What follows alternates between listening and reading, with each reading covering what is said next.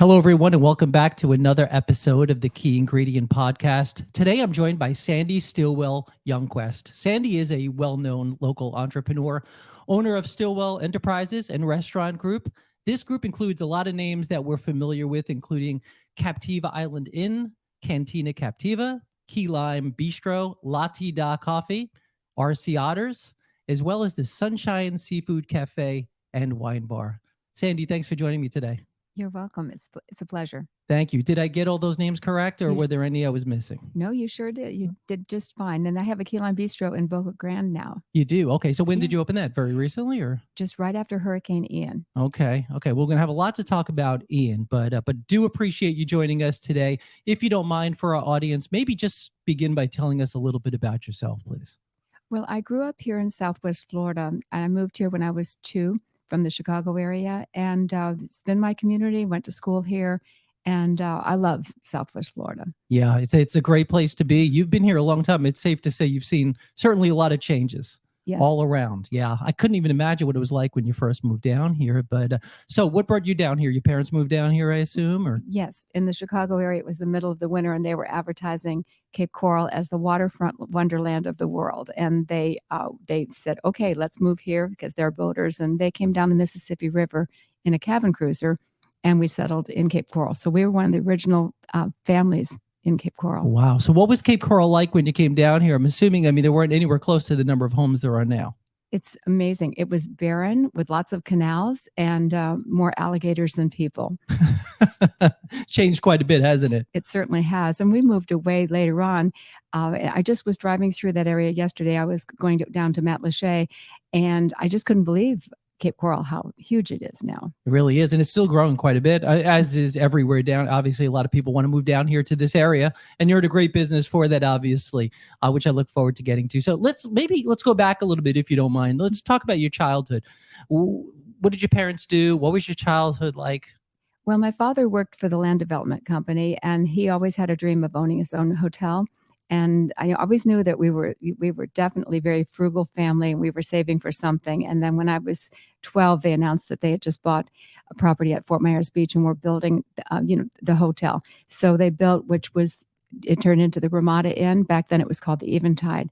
And now it was just torn down for the Margaritaville. So if you get the bearing of the Margaritaville at Fort Myers Beach, that's what the hotel was. So it's right there. So, okay. So you were a child, your dad wanted to start this hotel. What was the hotel like? Was it a large hotel? Was it smaller? What was it like? It was 3 stories, around 40 units. And I was the built-in unpaid maid, no elevator, up and down the stairs. And then I eventually graduated to work in the front desk. But I really enjoyed that business. I really did. And I knew someday that I wanted to own my own hotel. Yeah. So, all right, there's a lot to unpack there. So you grew up in the hospitality business, and I knew that, and I wanted to get to that a little bit. So bring me back then to, at what age were you helping out at the hotel? When did that start? Well, it was 13 by the time we had it built. It was 13, but I had already started working in my uncle's restaurant across the street as a dishwasher. When I was 10, I would help him out because he needed help, and I was wanting to help him.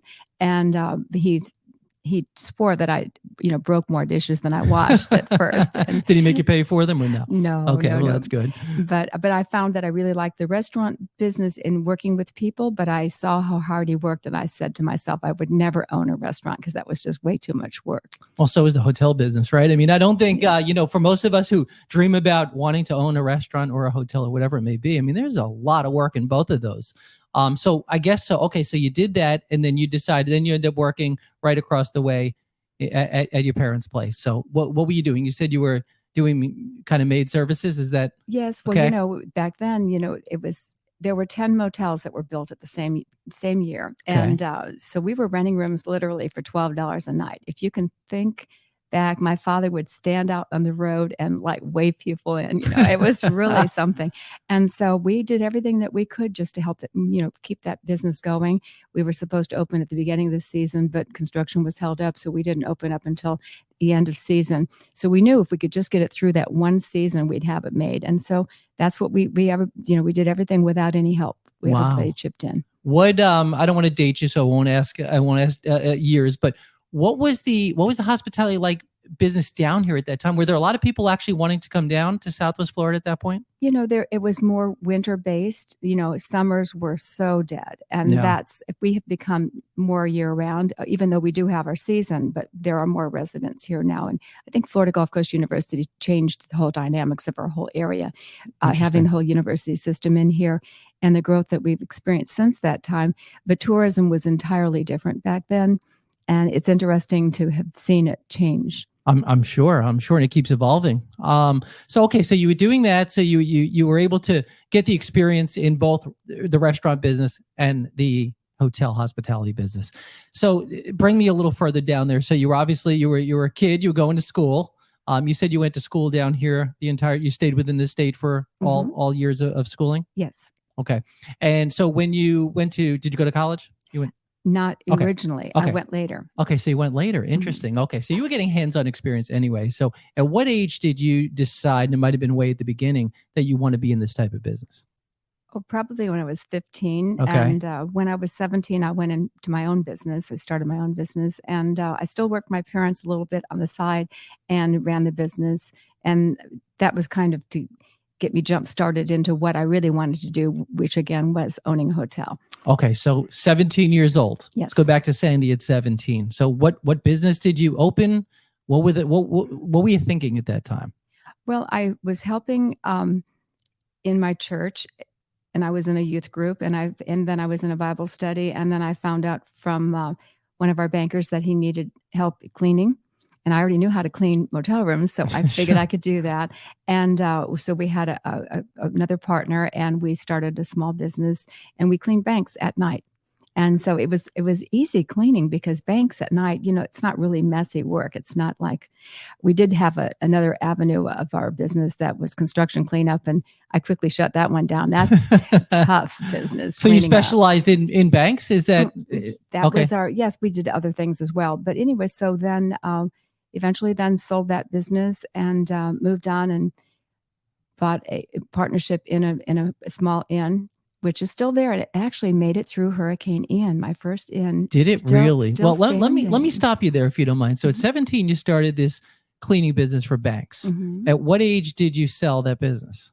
Oh, I was 19, almost 20, I guess. Okay. 20, and then 21, got the hotel. It was Okay. Honestly, it was a tad bit of a flea bag hotel. I had to fix it up a lot. And, but I lived right there, ran it. And it just so happened that the timing was really right because within about 2 years, I had an offer from an interval ownership company that wanted to buy me out. Really? Yes. And so, and that was the one thing that got my start, So you sold, so that was your second business that you sold. By what age is this? About That was 22. 22. Yeah. So you said, I'm sorry. Go ahead. No, I was 22, almost 23 when that happened. Wow. So most people by the age of 22, 23 did not sell two businesses, right? So that's pretty interesting. So you sold that. So now you sold two businesses. So then what did you go into next? Well, I went into property management and I met the gentleman that owned the real estate company that brokered the deal to the interval ownership company. And his name was Jim Newton, and he had Newton and Associates. He was quite well known in our area in that he was friends with Thomas Edison. Wow. Charles Lindbergh was the best man in his wedding. He was friends with Harvey Firestone and Henry Ford. And he was much older than me. Here I was in my early 20s, and he was in his 60s, and his wife, Ellie. And so I helped them with their property management company. They did really well on selling real estate. They just needed somebody to help run the logistics of the property management. So again, a partner and I, we went in and we ran that. And then he sold the company several years later to a large national franchise. And so then I went back off on my own, owning individually owned hotels again. So, so what was the first hotel you bought after that? So what was that like? Was it a smaller hotel? And it was another smaller hotel, and it was a sacrifice on my part because we had invested in quite a few condominiums, and that was about the time that the interest rates were going up, very similar to what's going on right now, except back then they went up all the way to 23%. So it was really hard if you bought a pre-construction, condo to make much of a profit if the interest rates are going to be that high, carrying it in the meantime before you sell it, et cetera. So we kind of cut back on our lifestyle, realized that maybe that big house that we had, we could do without. So again, and by that time I was married and I had my first child. And so we sold that house and bought a hotel and moved right in and started back over again. And it was like, 2 steps forward and 1 step backwards. But sometimes in life, that's what you do. You kind of have to make sacrifices to your personal lifestyle to help. If you're really, really centered on making something of yourself, it's not always you should not worry so much about what people think of you, but really know what you think of yourself. We should stop there because what you just said in the last 30 seconds, I think people need to listen to again. A couple things I want to mention. First is anyone under the age of probably 30, 35 would probably cringe hearing you say 23% interest rates, right? Because we think they're so high now, and they are, of course, but obviously, as you said, rates were a lot higher. But the key my takeaway from what you said was that's the entrepreneur lifestyle, right? I mean, not only do you take risks, but there are certain times where not everything always goes your way, right? And sometimes you need to make modifications and adjustments to your lifestyle in order to be able to continue to have that kind of success. And I think that's really important. Well, thank you. And I do think that when people see you do that, they realize that you're authentic. And most importantly, I think people want to see authenticity in people and not worrying about what everybody's thinking of you. Yeah. And being able to sleep at night and feeling good about yourself, to me, that's the most important thing that drives me every day is the way I walk. Absolutely. Wow. That's thank you for saying that. I think that's very powerful what you just shared. So, just to stay on track here. So you bought this hotel. So how many others did you buy after that? Well, that one I actually franchised it with a small chain and sold that. And then after that, I bought my place on Captiva Island Inn, which was the smallest little inn that I've ever had. But I just absolutely fell in love with it. You're not supposed to fall in love with an investment That's a big property. rule there, right? It's a big rule, Yeah. But it was like, wow, I love this place. And it was tiny. And from that, I used that as the springboard to buy some other properties there on Captiva. So it just started off with one small little inn. Wow. So how integral was your dad, I guess, in this as well? Because it sounds like you had a terrific, obviously, mentor available to you to kind of learn the ropes, so to speak. So, how instrumental was he?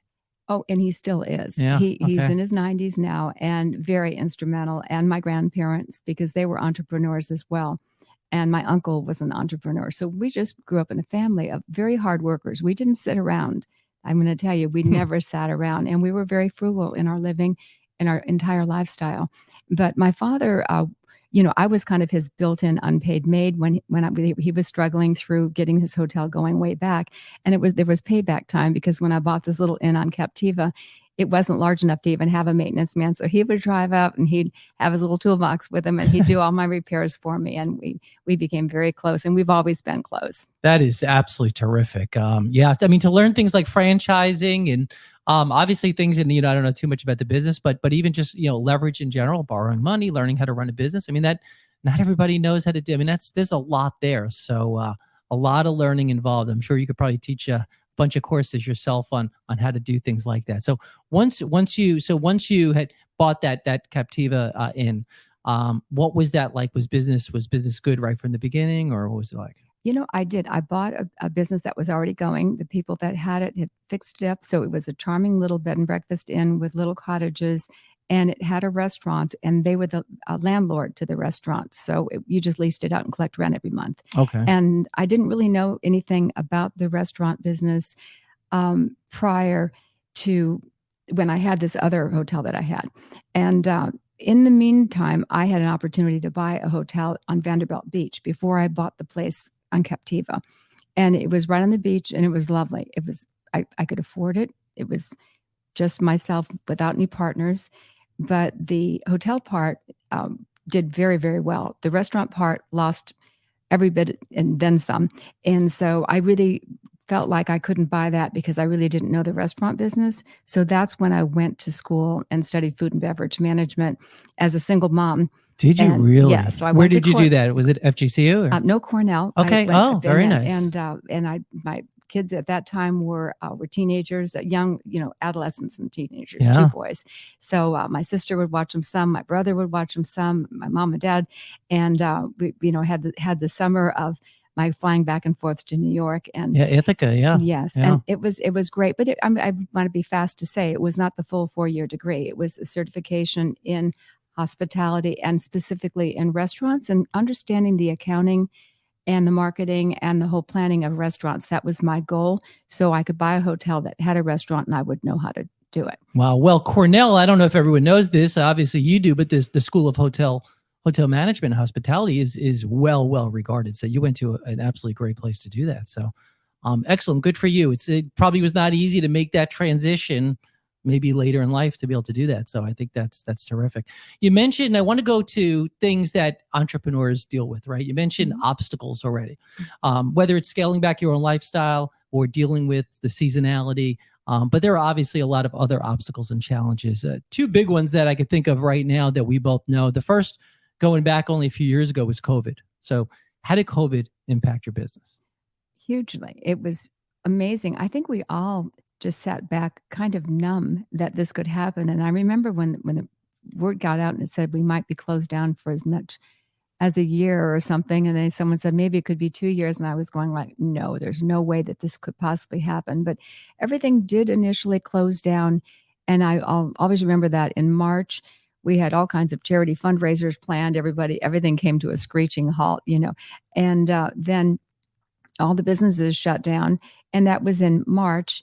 But I was so pleased that our governor helped open things up a little bit quicker than we had expected, which was very helpful. And so by about, if I recall, it was right around Memorial Day, just going into June, when we started being able to open up with 50% seating, or at first it was just all to go. There were all these different stages and everything. But in the restaurant business, at least we had some kind of cash flow coming in. I never let go of any of my employees initially. I just, our business was so very busy that it was hard to find times to do the cleanup. So Keylime Bistro, we took that time to take every single piece of equipment out of the kitchen, painted, we redid the floors, we, did all kinds of things. So I kept them on the payroll. And then the PPP money came in later. But, that first 6 weeks, I never got paid back for that. But, I don't regret that because I still had my staff. So when we were open, I didn't have to grab all the people back again. They already were there for me and working. And I think when you show commitment to your staff, they will show commitment back to you. Yeah, there's loyalty involved in that, and you obviously showed that, and it gets reciprocated. So yeah, that's that was a big deal for any business, but obviously certainly yours, and that's why I wanted to mention that. So as a business owner, as an entrepreneur, there were a lot of decisions you had to make. I would think like most, and it sounds like it was the case for you, but your employees, taking care of your team is obviously the most important thing. But and like you said, fortunately, the timeline you said was only about 90 days from that March to Memorial Day. So fortunately, things were getting. Now, did you find you started getting fairly busy during COVID? Because a lot of people I know were coming down to the state. The idea that we had the little individual cottages as part of the inn worked out to my benefit. Sure. And by that time, I bought the place across the street and I built 2 more buildings. And so it had expanded from, one little inn to other rental homes, et cetera. And so it was great because, people didn't want to check in to a big hotel that had an elevator, that you were constantly around a lot of people. Instead, they could, rent a little cottage. And if they didn't want to come to the restaurant, we would bring their food to them. And so it was, people loved it. That's actually, so that was perfect. Like you said, that was a great business move that you had that, because it fell right into COVID and what you needed at that time. So very interesting. So, okay. So you got through COVID, occupancies, I'm sure, went right back up again. And then of course, unfortunately, we had Hurricane Ian, which in your area was pretty heavily affected. So what was that like? And this was not your first hurricane. No, it wasn't my first hurricane. As a matter of fact, Hurricane Charlie, I never evacuated Captiva. And so I was right there at my house next to the Keylime Bistro. And wow, that was something. But we didn't have the storm surge. So although we had the wind and everything was broken and shut down for a while, and I built it back up again, wasn't as devastating as Hurricane Ian, which came in with that high storm surge. Everything flooded. And so it's been a bit of everything's been shut down since Hurricane Ian. I just now got RC Otters, my family restaurant, open. It's on Andy Rossi Lane. And we just had the ribbon cutting last week. I was going to say, that was just last week. Yeah. Yes. And so, and it's been very busy, but still, even as busy as it is, when I compare it to numbers of years previous, it's still down. Okay. So the group of our, other restaurant owners, we've been getting together, and we just got a toll abatement that the county commissioners agreed to yesterday. So it's very thrilling. For 6 weeks, starting this Sunday, there is no Sanibel toll on Sundays. Wow. And then we got some private funding. We're working toward maybe a Saturday abatement, as long as private funding can come in through the Collaboratory in Fort Myers. It's a nonprofit charity. Sure. And so we think that we have that. And because, there are many restaurants that actually opened up maybe a month or two ago, and talking with them, it's been negative cash flow. So although they were so excited to get open, there is not enough customers to keep it going. Yeah. So when we say, when you come out to to Captiva and Sanibel, don't take your coolers with you. Please stop at the island restaurants and keep them alive. So that way in the winter, they'll still be around, because it's going to be a long rest of the summer until the season hits. Well, and like we said, this is still a seasonal place to live, right? It's changed quite a bit, but it still is. And this is a tough time of year, obviously, for that. So really, in the course of a 2-year span, you dealt with COVID, and you dealt with the hurricane. And so with the hurricane, it was same type of story as far as your staff, and it was kind of like the story all over again. Yes, and then, but I had already signed a contract to buy what used to be the Loose Caboose on. It's in Boca Grande. It's in the historic train station, and I wanted to create another Keylime Bistro. So I was due to actually close on it the day that Hurricane Ian hit us. Wow. But, the insurance companies won't write new policies when there's a named storm out there. So I had to put it off for a couple of weeks. And then by the time that couple of weeks came along, I pretty much knew everything on Captiva was really in dire need and was going to be a long time before I could get it back open. So I had to really think about whether I should close on this deal or not, or just lose my deposit. And but I prayed about it, and I really thought, hey, I've got all this management staff right now. I need to all hands on deck. So pretty much everybody moved. Then they would drive every day to Boca Grande. My entertainers, they needed work too. They were driving to some of my servers, the chef. Everybody moved there, and so I had I had an avenue to actually employ them. And then other people, we were cleaning up and, doing all the disaster cleanup and stuff. So, and we're still doing it every day. Wow. Unbelievable. And hopefully that's it for a while, because obviously we live in a place where, unfortunately, hurricanes are just part of the price we pay to live here. But yeah, so if you compare Charlie to, because I wasn't down here for Charlie, Charlie to Ian, I know you mentioned the storm surge. How would you compare the two? Well, it was so much larger, and it just hovered forever. At least with Charlie, it went through, and the eye of the storm went right through Captiva. Yeah. So with this, it just lingered for so long and brought so much water. Sure. And then it knocked out our entire Sanibel Bridge. So then again, they were saying 2 years for our bridge to be open. And again, our governor pulled through for us. I was going to say, so what was the timeline? So they said 2 years. How long did it take? Right about a month. Now, I don't think people can really comprehend that when you really think about that 2 years it was expected, and it took about a month, which is unbelievable. And and he called, and his team, he personally didn't call, somebody from his team called, checked to see, what can we do for you? And I said, get that bridge open. I don't care what, whether you're Republican or Democrat, we need our bridge. Sure, You doesn't matter. You can show what a leader you are. And he just cut through the red tape, got it open. And now the permanent ones being under, right now the construction is going on, you can still go through. The only thing they don't allow is bicyclists, because it's too dangerous for them right now.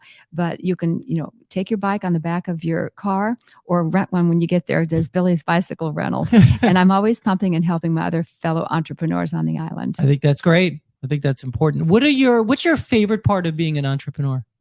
Being able to call my own shots. You always are, I'm accountable to God and my bankers. Okay. So those two things, but pretty much call my own shots. I love that. Yeah. So the flexibility. Mm-hmm. Yeah. And I plan on growing. I do when the RSW has their new terminal that opens next year. Mm-hmm. I'll have a Keylime Bistro there in The Are you really? airport, Okay. yes, I'm very excited about that. So that's already in the works and being set up. Yes, it's been going on for a couple of years now, so I'm just excited to see it happen. And so I think the Keylime Bistro chain is something that I might consider making larger. We'll just have to wait and see. So will that be your second location then That in the would be airport? the Okay. third. That'll be a third. I'm Mhm. sorry. So that'll be the third. So there could possibly, and I was going to ask you what your vision is for the future, but let's just go right into that. So you're thinking maybe franchising it or just opening up a whole bunch? I could franchise Okay. it, and I'm exploring that right now. But I really want everything operating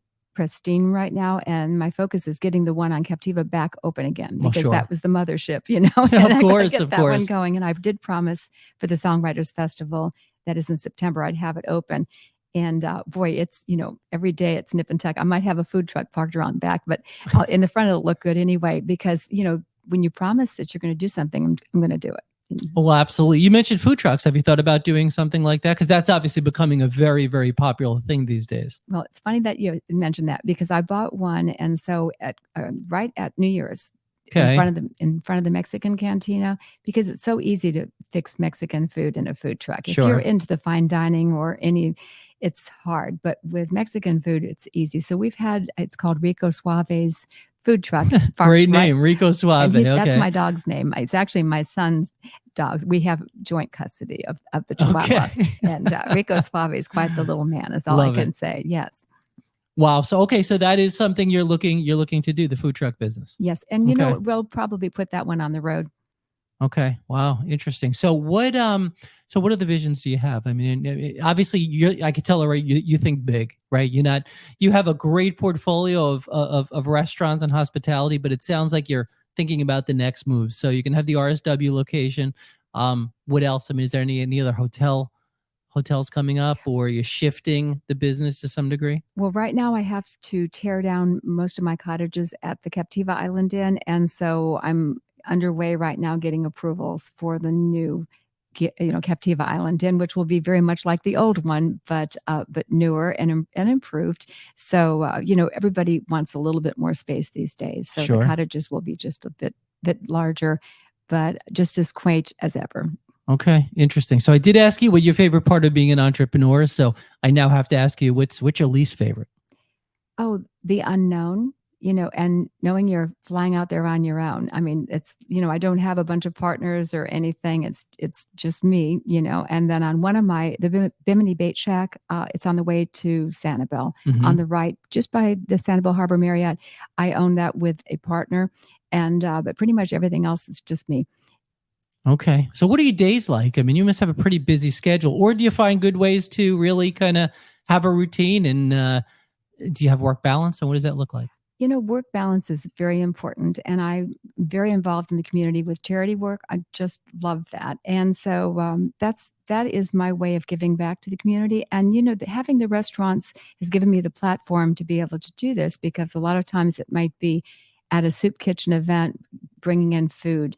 A lot of times it's food related. So we can, whether we give gift certificates or we put on dinners or events, the restaurant has helped me in that way. And then, I really enjoy supporting different candidates that are running for office and things. I find that interesting. Sure, sure. I'll ask you a tough question. So your dad, because obviously I could tell he still has a very big impact in your life. What would you say is the number one thing that your dad taught you about life or business in general?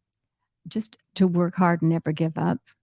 And really that is really the biggest thing with him. I've just watched him work so hard. And so he, always he had a nickname for me, his dandy little Sandy. And so, I was always his helpmate. No matter what happened, I was there to help him.